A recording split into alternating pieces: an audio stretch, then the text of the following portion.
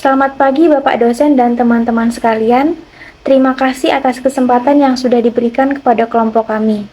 Di sini kami kelompok 9 akan mempresentasikan hasil diskusi kelompok kami, mata kuliah, dasar komputer, dan sistem operasi dengan topik Peterson Solution.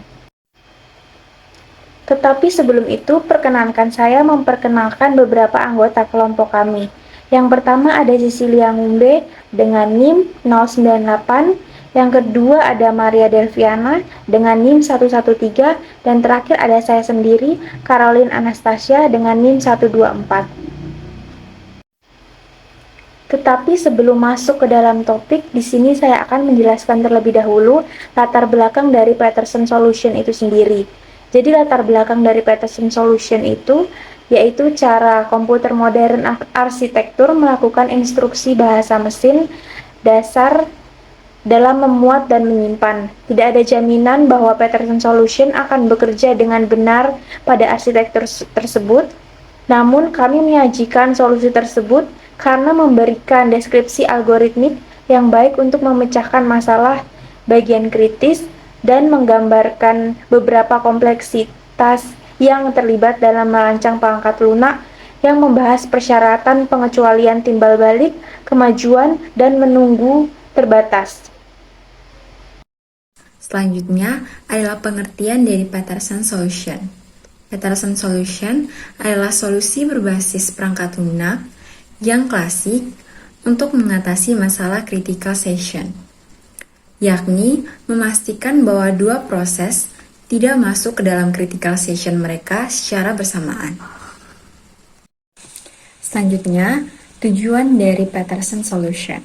Tujuan utama dari Peterson Solution adalah menyediakan metode bagi dua proses untuk berbagi sumber daya secara aman dengan cara bergantian antara critical section dan remainder section mereka tanpa konflik sama sekali.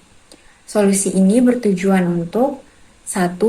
Mutual exclusion, yakni memastikan bahwa hanya satu proses yang dapat berada di critical section pada satu waktu. Yang kedua, progress, memastikan bahwa jika tidak ada proses yang berada di critical section, lalu setiap proses yang ingin masuk ke critical section dapat melakukannya. Yang ketiga, bounded waiting, yaitu memastikan bahwa setiap proses mendapatkan kesempatan untuk masuk ke critical section dalam jumlah usaha yang terbatas. Di sini saya akan memberikan penjelasan metode, langkah-langkah, serta memberikan kesimpulan. Yang pertama, metode solusi Peterson terbatas pada dua proses yang bergantian eksekusi antara bagian kritis dan bagian sisanya. Proses-proses tersebut diberi nomor P0 dan P1. Untuk memudahkan ketika menyajikan PI, kita menggunakan PJ untuk menyatakan proses lainnya yaitu J sama dengan 1 kurang I. Solusi Peterson mengharuskan kedua proses untuk berbagi dua item data. Saya akan memberikan penjelasan singkat mengenai variabel yang digunakan dalam solusi Peterson. Di sini terlihat in turn. Variabel ini menunjukkan giliran turn untuk proses yang diizinkan untuk masuk ke dalam bagian kritis. Nilainya adalah 0 atau 1 yang mempresentasikan kedua proses P0 dan P1. Yang berikut, boolean flag index kedua. Ini adalah array boolean dengan dua elemen yang masing-masing mewakili status proses P0 dan P1. Jika flag index ke I bernilai true, itu berarti proses PI sedang mencoba untuk masuk ke dalam bagian kritis. Algoritma solusi Peterson bekerja dengan pola penguncian atau locking. Proses PI yang ingin masuk ke dalam bagian kritis, pertama-tama mengubah nilai turn menjadi nilai J yang menunjukkan giliran dari loop. Proses PI dapat memasuki bagian kritis untuk menjalankan operasi yang sensitif terhadap sumber daya bersama. Setelah selesai dengan bagian kritis, flag index ke I diatur kembali menjadi false yang menandakan bahwa proses tersebut telah selesai dan proses lain sekarang dapat masuk ke dalam bagian kritis.